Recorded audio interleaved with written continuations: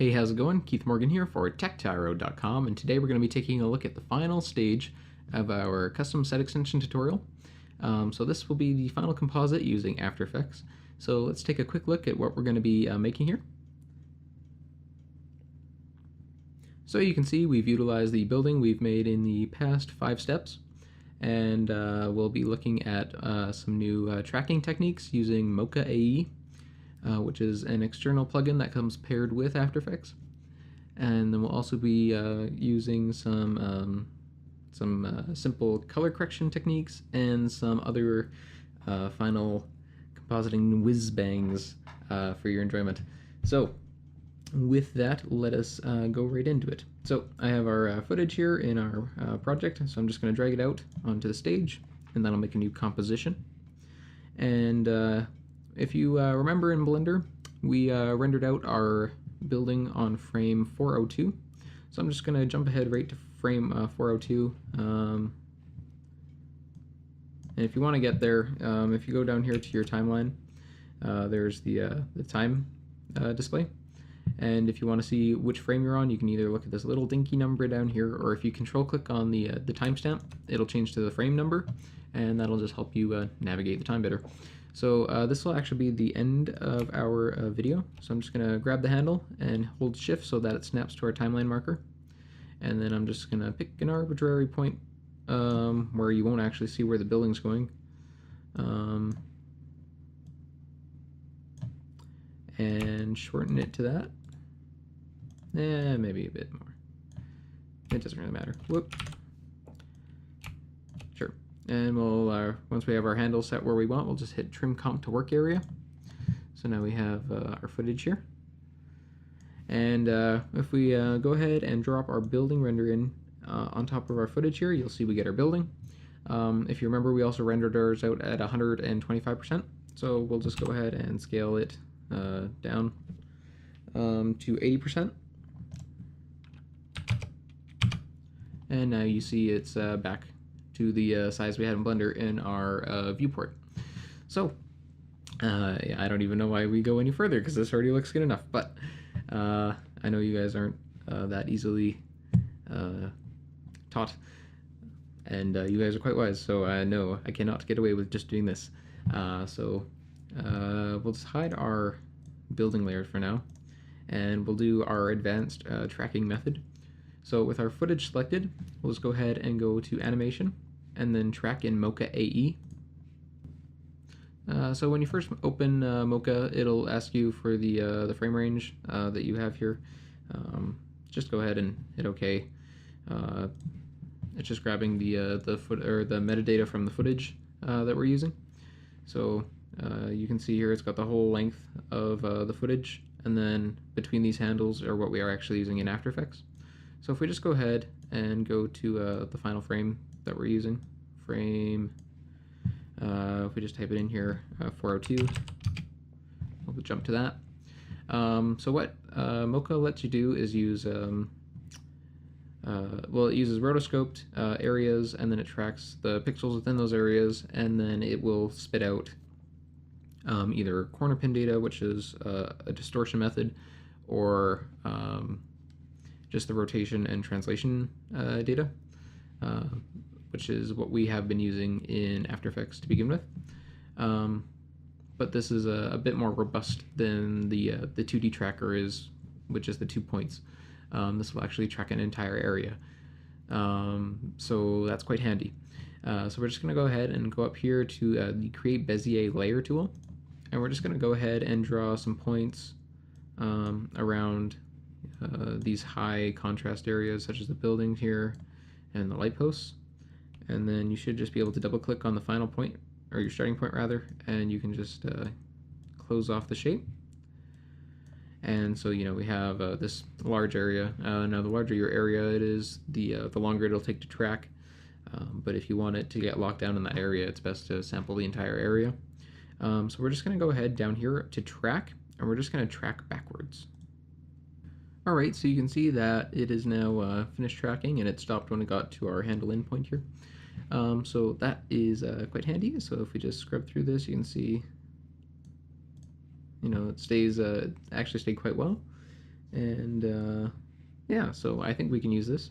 So to get this into After Effects, we just have to go down here to export tracking data, and then we're gonna just use the transform data, anchor point, position, scale, rotation, and we're gonna copy that to the clipboard. So you can just copy and paste it.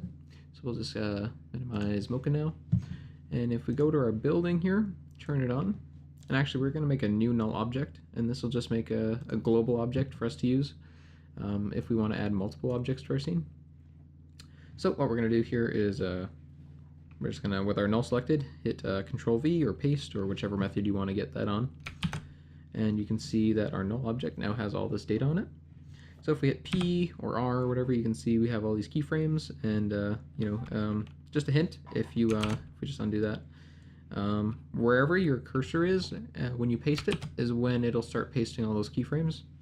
So you want to make sure that you're at the beginning of your timeline when you actually paste those, otherwise they'll be out of time.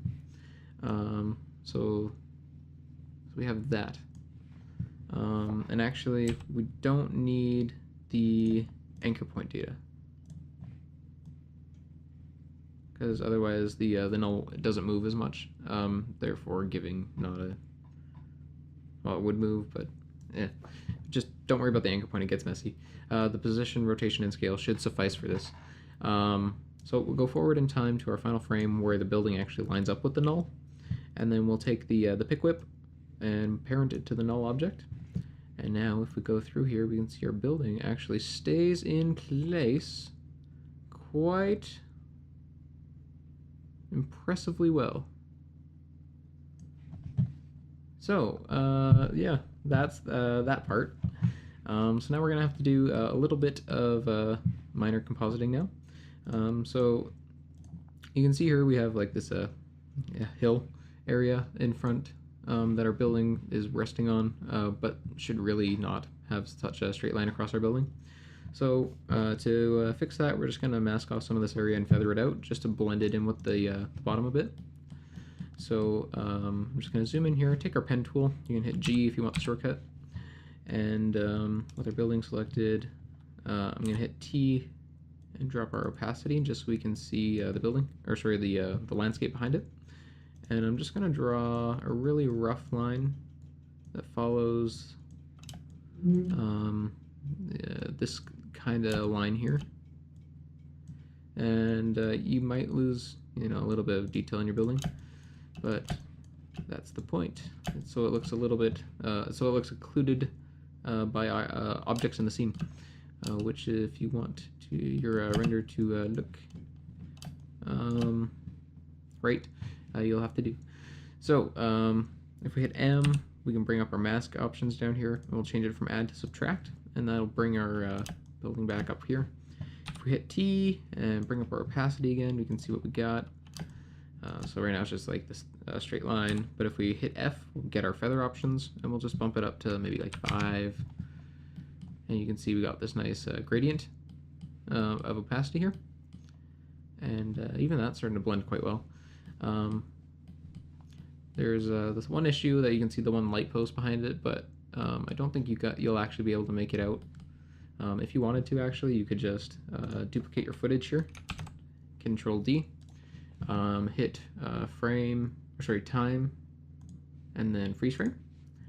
And then if you just mask out a little area of grass, and if we just solo it, we can see what we're doing. Get that, feather it out a bit, and then if we unsolo it and we move it into place over that area, making sure that it's underneath our building, and then just covering that up, and then pick whipping that to the null object, it will track and stay in place as well, and it'll hide that lamppost. So you could do that, this area as well. So we'll just if we hit return on it, whoops. If we hit return on the layer, we can rename it. So we'll call this grass copy or patch, I suppose. And if we duplicate that with Control D, we can add another one, and we'll just move it. Sorry, we'll move it over to this point. Just cover that one up. So you can do some really quick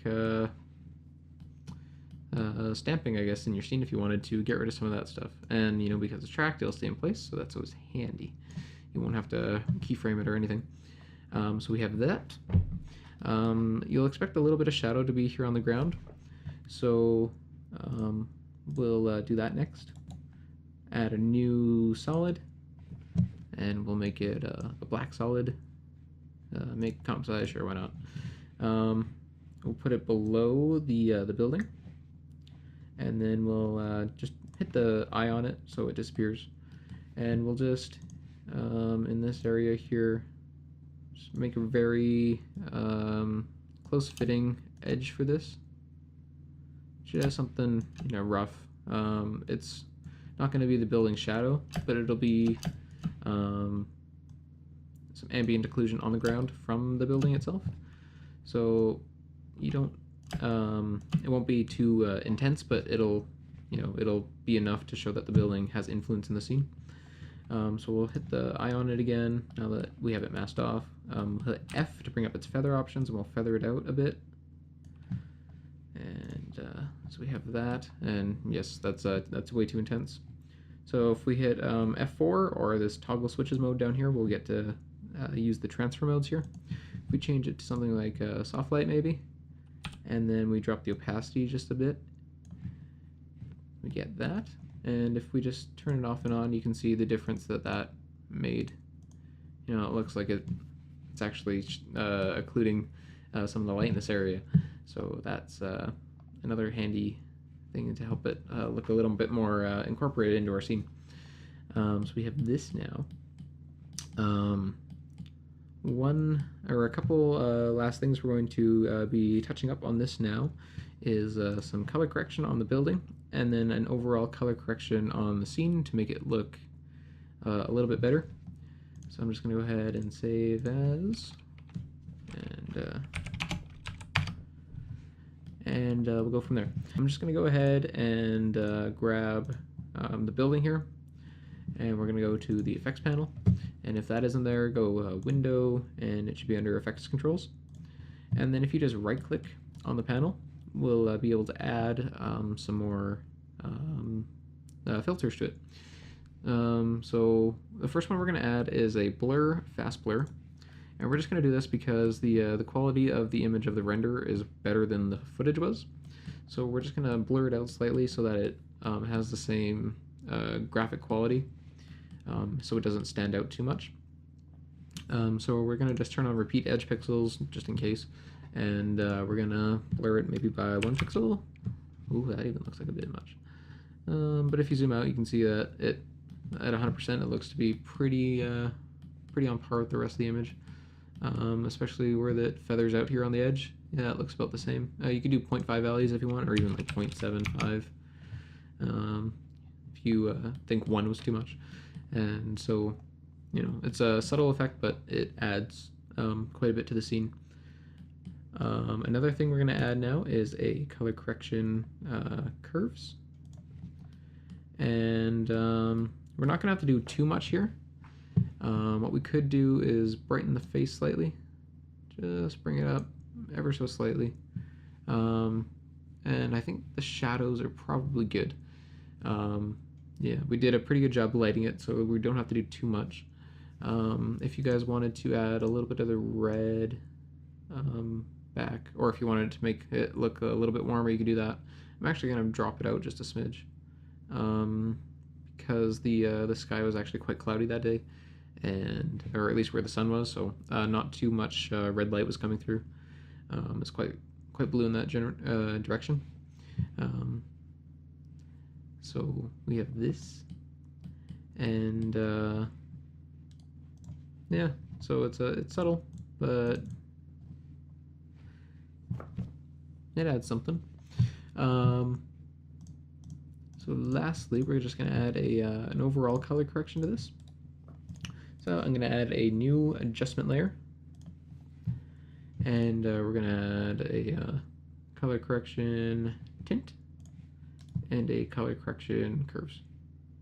Now what the tint does is it remaps all the values by their luminance to the colors you choose. and then you only get a gradient between those two colors. So that is why this has gone grayscale. But if we just drop the amount to tint, we can get a intermediate value. So I'm just going to drop it to about 30 just so it gets a little bit more washed out. And then we're going to give it a little bit of contrast. Or sorry, we'll boost it a bit, and maybe take out something. Yeah, just to give it a little bit of something. Maybe bring some of that sky back. Don't want it to be too blown out. And then we're gonna go ahead and maybe make it a little bit cinematic. Like this could be the base for some secret organization. So we're gonna add a little bit of blue, a little bit of green, just a little bit, and maybe drop some of the red just a bit. Bring it back in the highlights. No.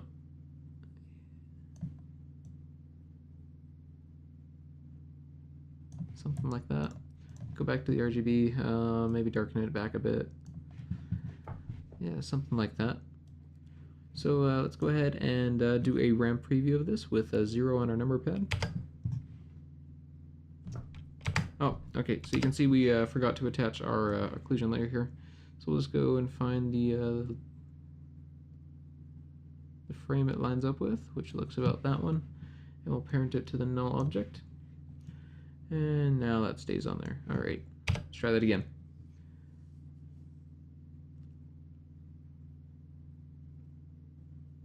Looks pretty spiffy. So you can see here that you don't actually have to put a lot of detail into the building to make it look that incorporated. Our building model was pretty low poly, and our detail, or like our textures, weren't all that detailed. So for what we actually did put into our building, it actually sells it pretty well. I think the important thing to remember is to keep your scale proper. That will really help it, and also to make sure that you're retaining the same graphic quality when you're putting things in, and you're always matching your colors up. If you miss out on those things, especially, you're gonna start to lose your audience, and their disbelief will stop being suspended. So there's just little tips there that can even make something really low budget look pretty it'll sell it. So that's a pretty good tip. So just a couple final things we're gonna add. We're gonna add a black solid, and if we just click down on our rectangular marquee tool here, we're gonna click on the ellipse tool, and if we double click on the ellipse, it'll make a circular mask in the borders of the composition. And if we just go ahead and feather it out quite a bit, and then we change it from add to subtract, and we feather it a bit more, we get this nice vignette. We're not going to keep it like that, of course. We're going to change it to something like soft light, and maybe drop the opacity just a little bit. But vignette will be nice to recenter your focus into the center of the scene, and it actually adds this nice shadow onto the hill here, so kind of makes it look like the building's a little bit more important, having the high contrast in front of it. So that's always a good thing to note as well. Draw attention to the things you want drawn attention to. Sometimes it's just mistakes like this vignette was, or you can put them in yourself, such as you put a lens flare in, or flashes of that sort. Possibilities are pretty much endless here. It's just what you want to put in, right? So there's that. And one more thing about compositing still images onto footage. You'll notice if we just zoom in here and we just go through a few frames that we actually have film grain. Your still image out of Blender will not have film grain. So that can be one of the other things that makes it not look legitimate, is the fact that it's too perfect. So to add in film grain, if you want it, we'll just go to our building layer here, And if you want to do this, you want to save it for the end because adding the grain can sometimes really slow down your render time. So we'll just go ahead and add a noise and grain, and then add a add grain. And then if we change it from the viewing mode from preview to final output, we'll get to see the grain over the entire image. Now you can see that this is way too much for this. It's way too big as well. So we can turn the size down, maybe like 0.5. And yeah, you can see it's really slow. If we turn the intensity down to maybe like a 0.2, and if we just come in here and we just scrub through a couple frames, maybe.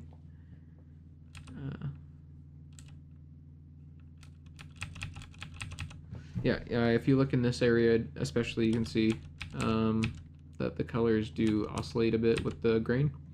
We can turn on, you can change some of these things.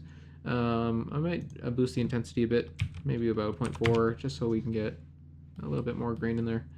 You'll get more grain in the darker areas because there's less light information, so it gets noisy. So if you want to judge it based on these areas, by all means. Let's see. Actually, that might be too much now. Yeah. So maybe 0.25. I'm just judging it in this window here, especially because it's the darkest part of the building, and you'll really see it there. Yeah, that looks much better. And I guess one more thing, if you wanted to make it just look a little bit better, is we could turn on the motion blur for the building layer, so that when it's moving around, it'll blur slightly as the footage would. So we'll just go ahead and hit the enable motion blur for the comp, and then we will enable motion blur for the layer. So between the grain and the motion blur, this will really slow down your render, but we'll just do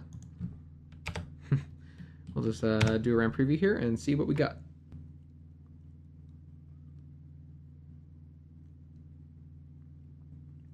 Alright, so you can see here that the building stays tracked quite well. The motion blur keeps it from looking too sharp when it is moving.